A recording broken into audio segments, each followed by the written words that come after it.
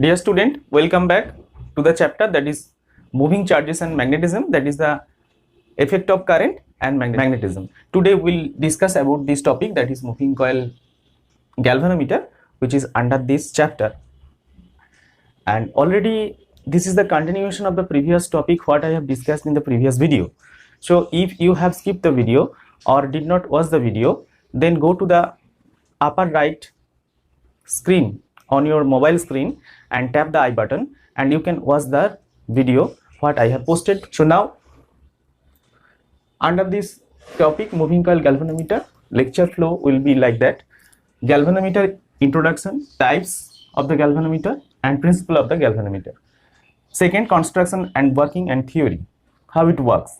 And finally today we will discuss about the sensitivity of the galvanometer, the current sensitivity and voltage sensitivity. Dear student, this topic is very important because in your laboratory experiment, in a lab work, there are 3 experiments. Total 3 experiments are on this topic.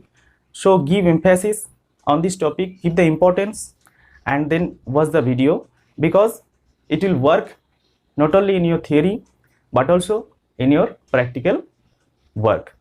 So now we'll start from the galvanometer introduction.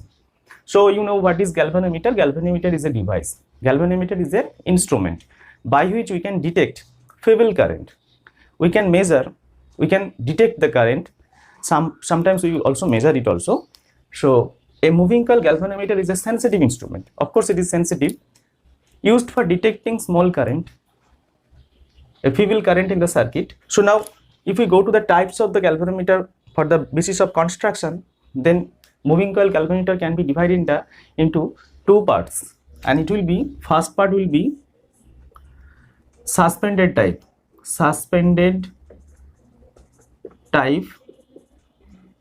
galvanometer, and second type will be pivoted type, and actually we call this is the Western. The other name of the pivoted type is Western type galvanometer. Okay, so these are the 2 types of galvanometer. Pivoted type, Western type galvanometer is a duct galvanometer which we use in our laboratory. You can watch it in our laboratory, that is the Western type galvanometer. And first type, suspended type galvanometer, is very sensitive with respect to the pivoted type galvanometer, and it is available in the high-end laboratory of physics. Now actually this suspended type galvanometer and pivoted type galvanometer both works in the same principle. Working is same, principle also same, but where is the difference? Difference in only in the constructional difference. Okay, now go to the principle. Torque experienced by current carrying coil placed in magnetic field. Okay, this is actually the principle, very simple principle. Already you have understood what is the principle. Torque. So if you place any coil, current carrying coil in a uniform magnetic field, then it will experience a torque. So that is the principle, on which principle the moving coil galvanometer works. Okay, now we will study about the construction, working and theory of moving coil galvanometer. Now for discussing about the construction and working, I have drawn the schematic diagram of suspended coil type galvanometer. In the suspended type galvanometer, you can see 2 pole pieces we have taken, north pole and south pole, but this is not a normal poles. Actually if you observe the surface of the pole piece, it is concave in nature. Okay, so we have done the construction in such a way that the inside the north and south pole there will be cylindrical space will be there, and in the cylindrical space we have spaced one coil, that is actually nothing but the wire, insulated copper wire. We have just wounded insulated copper wire, but inside the insulated copper wire we have wounded all these things, insulated copper wire, on a small cylinder, and inside the cylinder there is a soft iron core. So on the soft iron core we have taken insulated copper wire and we have wounded in this way. Okay, and the one end of the wire is coming from X by a hairspring, enters into the coil, and after so many turnings it will leaving through the Y. That means this total setup inside the North Pole and South Pole is hanging, is suspending, is under suspension through a phosphor bronze wire. And on the phosphor bronze wire there is a small, you can see this one is a small mirror. Okay, so when current flows in the circuit from X2 through the windings and then Y, then what will happen? We have told you the principle of the working of the moving coil galvanometer. It will experience a torque. Current carrying conductor, that means this coil, when placed in a magnetic field, it will experience a torque, and due to torque it will rotate. And when it will rotate, you can see there is a mirror will also rotate, and in front of this mirror towards you actually there is a scale, long scale are there. So this light is coming from your side and falls on the mirror, and when it rotates, reflected light will go in the particular direction, and we will see how much it has been deflected, and we can measure it or detect it by this way. And actually what will happen when it will be twisted, when the torque has been applied, and due to this hairspring and phosphor bronze wire, when it will be twisted, then some restoring force will be again applied in the opposite direction, and there is a balance will set up in a particular time, and we will discuss about that in the theory. Okay, but now it is a top view. Okay, so this is a side view of the moving coil galvanometer, what I have drawn here, and this is the top view of the moving coil galvanometer. You can see this North Pole and South Pole I have again drawn, and if you see it from the top surface, then you can see the circular portion of the coil. Circular portions of the coil, that is actually the, I have told you, inside it soft iron is placed, and you can see this portion, the wire. How many wires are there? N turns of wire, n number of turns we have taken. So we have just drawn n numbers of wire. You are viewing from the top side. Now one thing you have to keep in your mind, it is very important for this case, why we have taken such type of magnetic pole pieces. Actually these pole pieces are nothing but we have taken such type of north and south pole. If you take a horseshoe magnet, it can serve the purpose as well. And in front of it, we have just placed in front of it, that means this one. So this is N and S are the magnet. In front of it, we have attached a soft iron. Okay, in this shape. So it will serve the cylindrical shaped magnet. And what is the purpose of taking this? What is the purpose of taking this as type of cylindrical magnet? If we take it, then the magnetic field will be radial. So we have written radial magnetic field. You can see the magnetic field is emerging from the North Pole and going to this one. This is emerging from this going to S. This is emerging from North Pole going to South Pole. From the figure, what are you thinking? That means the fields are radial, fields are like radial. Okay, fields are radial. So colloquially we can say this is the radial magnetic field, but actually is it right? Don't get confused with this. Actually we can say radial magnetic field, but we know any two lines in the magnetic field, they cannot cross each other. It is a property of magnetic field lines. So if we draw in this way, so it is not correct. Magnetic field lines never cross each other. Okay, so what is happening here? It is happening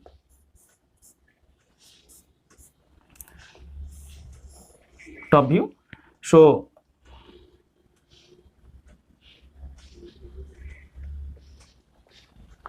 what is emerging from this direction? go to that direction. What is emerging from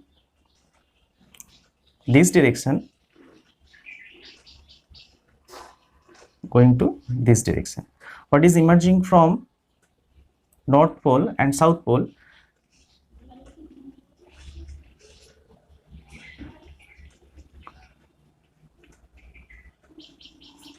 okay. So you can see what is happening actually. When the magnetic fields are emerging from the North Pole and going to South Pole, and they are passing the soft iron core. Soft iron core is a ferromagnetic material. So in the ferromagnetic material, they will be dense. The magnetic field lines will be dense. They will be gathered in a particular region because it is ferromagnetic material. So I'll discuss all these things in the later section. So this is the actually what is happening. But if you see, if you observe the whole thing, if you look the whole thing at a glance, what you can say? You can say these magnetic fields are nothing but radial. You can see the magnetic field lines as going from this one. This is emerging, that is going. This is also like that. This is here. This is here. So at a glance you can see it is radial. But actually what is happening inside it, I have discussed here. So why we have taken radial magnetic field. So the purpose of getting the radial magnetic field is that in the previous video, I have told you the torque applied on a current carrying conductor placed in a magnetic field was I is equal to A cross B, is not it? Where A is the area vector and B is the magnetic field, I is the current, and if N turns we have taken, then N will be there. So NI A B sine theta. What is the theta? Theta is the angle between the area vector of the coil and B. Okay, now you can see what is the, after deflection current is flowed in the coil and coil has been rotated. Coil has been rotated in a particular direction, and now this is the position. Now what is happening here, you can see what is the area vector. So area vector will be always be perpendicular to the coil. It is top view, perpendicular to the coil. This is the area vector. Okay, and what is the magnetic field here? You can see radial magnetic field will be towards this direction. So what is the angle between A and B? So it will be 90 degrees. So theta will be 90 degree. Then it will be NIAB sine 90. What will be the value of sine 90? Sine 90 will be 1. Okay, sine 90 will be 1. So NIAB. So it will be the torque. So this is the significance of taking the radial magnetic field or the cylindrical shape of the magnet. If it is rotated in any other directions, if the coil rotated in any other direction, suppose now the direction is like that. If it is rotated in this direction, then what will be the theta? Then it will be the direction of A and this will be direction of B. Again it will make 90 degree. So in any position it rotate, it will make always 90 degree. And we have in this way, we have omitted the theta. Theta is always 90 degree. So same torque will be applied in each and every positions of the coil. Okay, same torque will, so if theta will be different, if theta 0 degree, theta 90 degree, theta any other angle, then torque will be different and it will not rotate in a uniform manner. That's why we have omitted the theta, and each and every position the theta will be 90 degree and we'll get the torque as NAIB. Okay, now we'll go to the theory. Torque on coil, it will be NIAB for any position. I have reduced these things here. So if you have any problem with this formula, then also you tap the I button here, and in this I button you can find my previous video and rewatch it. Then you can understand why it is tau is equal to NIA cross B. Now NAIB is the torque. Why symbols have their usual meanings. Now the second thing, when the current is flowing inside the coil, whole coil will just rotate. Okay, it will rotate, and when it is rotated, you can see it is connected with the hairspring and it is connected with the phosphor bronze. So it will be twisted, the wire is twisted. So what will happen actually, due to this twist, due to this rotation, again some restoring force will be developed in these two wires. phosphor bronze wire and the hairspring, and it will develop some restoring torque will develop in this wire, and it will force the wire to rotate in the opposite direction. So at a particular situation will appear when these two torque, the torque due to the current carrying conductor and the torque what we call that is a restoring torque due to this hairspring and phosphor bronze will be equal. Then it will stop. Then the rotations of the coil will stop. And then we can find the equation, equilibrium equation. When it is rotated 1 degree, then some torque will be developed. Suppose it will be 1 unit. If it is rotated 2 degree, the torque will be developed in this way. It is 2 unit, so increases. So if the rotation angle increases, the restoring torque will also be increased. But first of all, the torque on the coil is maximum, so it will try to move in a further rotation.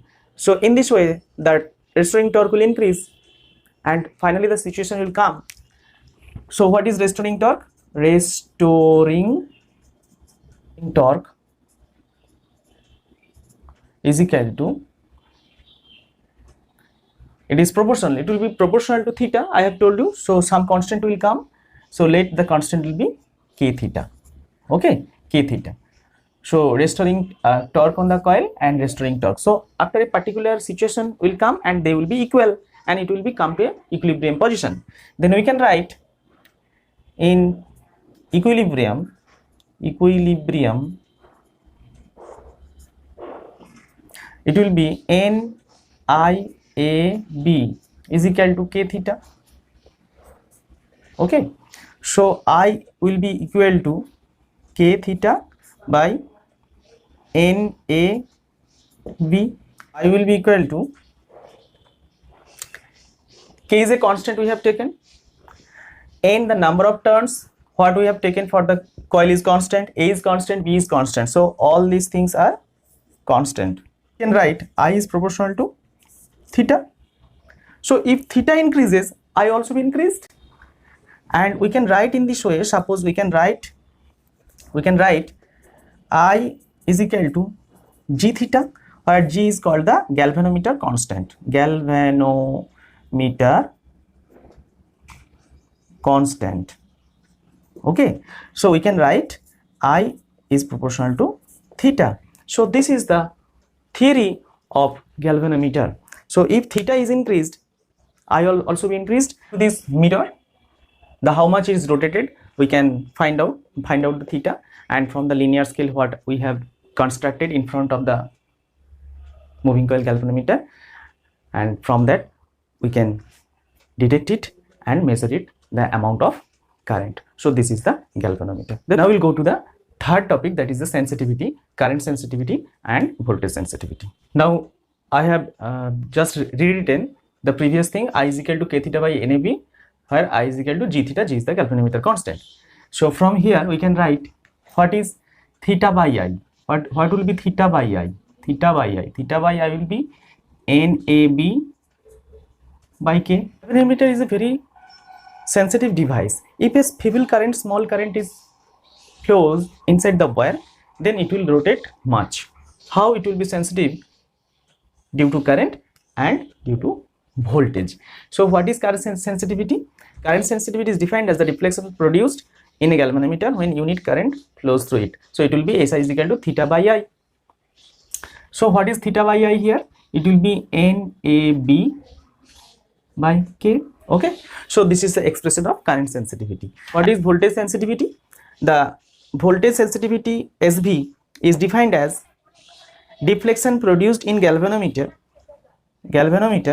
when unit potential difference is applied to the two ends of the galvanometer. Unit potential difference is applied to the two ends of the galvanometer, then it will be SB is equal to theta by V. So we know theta by V is equal to IR. We know V is equal to IR from Ohm's law. So now it will be theta by I into 1 by R. So what is theta by I? So it will be NAB by K into 1 by R, means R KR. So this is the voltage sensitivity. So what is the relation in between current sensitivity and voltage sensitivity? So it is nothing but NAB by K, NAB by SI. by R. So SB is equal to SI by R. Okay, and now current sensitivity, if you take the reciprocal of it, then it will be 1 by SI. 1 by SI, it is nothing but known as the figure of merit. Figure of merit of the galvanometer. So in our laboratory, there is a experiment on this galvanometer, and in that experiment you have to find out the figure of merit. So what is the figure of merit? Figure of merit is a reciprocal of current sensitivity, K by NAV. So if it is division per ampere, it will be ampere per division. So ampere per division, K by NAB. So this is the figure of merit. So up to this, so watch the video carefully. Don't forget to subscribe my channel. If you like the video, obviously give a thumbs up and subscribe my channel for the next upcoming videos. Thank you.